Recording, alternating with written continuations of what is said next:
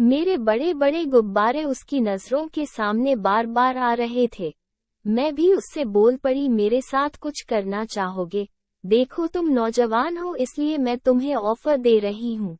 अगर तुम मेरे साथ करना चाहोगे तो मैं तुम्हारी सारी फीस माफ कर दूंगी। वो वैसे भी पागल हो चुका था तो उसने तुरंत हाँ बोल दिया। नमस्कार दोस्तों, मेरा नाम अंजलि है। मैं पेशे से एक डॉक्टर हूँ। मेरी उम्र 21 साल है। मैंने साइकोलॉजी की पढ़ाई की है, उसके बाद मैं मेडिकल लाइन में लग गई। मैं करीब 8 साल से इस पेशे में काम कर रही हूँ।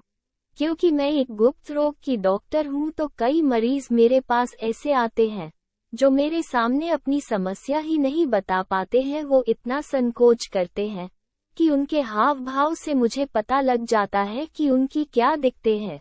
वैसे ज्यादातर लड़के आते हैं और कुछ लड़कियां भी आती है।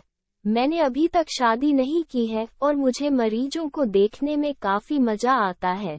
मेरा एक छोटा सा क्लिनिक है। मैं अपने छोटी से क्लिनिक पर डॉक्टर की ड्रेस में रहती हूँ और मेरा डॉक्टरों वाला सफेद जैकेट मेरे घुटनों के काफी ऊपर तक ही होता है, इसलिए मैं कुछ ज्यादा ही सुंदर लगती हूँ। मेरे पास जितने भी मरीज आते हैं एक बार मेरे पूरे शरीर पर नजर डाल ही देते हैं। मैं समझ जाती हूँ कि मैं सुंदर हूँ, इसलिए लोग देखते हैं, पर यह मेरा रोज रोज का काम है।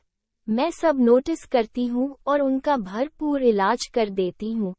पिछले कुछ महीनों से मैं नोटिस कर रही हूँ कि कुछ ऐसे नौजवान लड़के आ रहे हैं जो अपनी समस्या से घिरे हैं, जैसे कि उनका जल्दी से हो जाना, बीबी या गर्लफ्रेंड को संतुष्ट न कर पाना, यही सारी दिक्कतें होती है।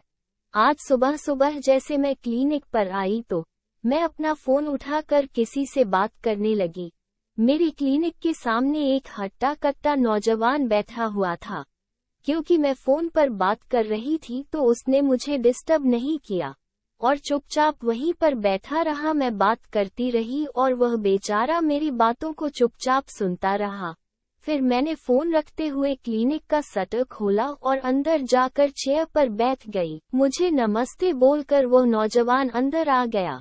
मैंने भी उसको नमस्ते बोलना और कुछ मेडिसिन चेक करने लगी। फिर मुझे अचानक याद आया तो मैंने उस मरीज की तरफ देखा और पूछा, हाँ बताओ तुम्हें क्या दिक्कत है? वो कुछ पल के लिए रुका और बोला, मैं क्या बताऊं, बताते हुए मुझे शर्म आ रही है।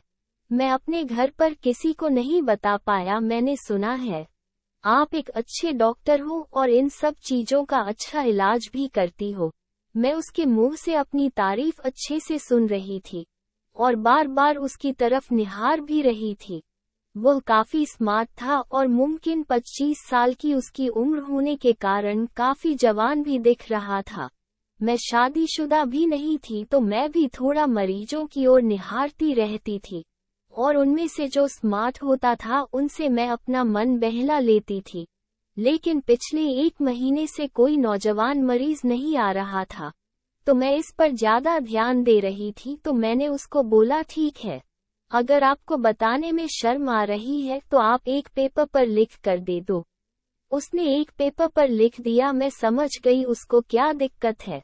मैं उसको समझाते हुए बोली कि देखो, या कोई बहुत बड़ी बीमारी नहीं है। नाइटफॉल एक आम बीमारी है जो माइंड से होती है, तो माइंड में उन चीजों का ख्याल मत लाया करो। वह चुपचाप मेरी सारी बातें मन लगाकर सुनता रहा था। उसके बाद वह बोलो, ठीक है मैडम, आज के बाद मैं उन बातों पर ध्यान नहीं दूंगा जिसकी वजह से ये सब हो रहा है। मैं उसको समझा भी रही थी और उसकी तरफ आकर्षित गई हो रही थी। क्लिनिक में पंखा चल रहा था तो मेरे घुंघराले बाल भी उड़ रहे थे। मैंने अपनी शर्ट का पहले नंबर वाला बटन खोल रखा था। उस नौजवान को मेरे ऊपर का साफ साफ दिखाई दे रहा था।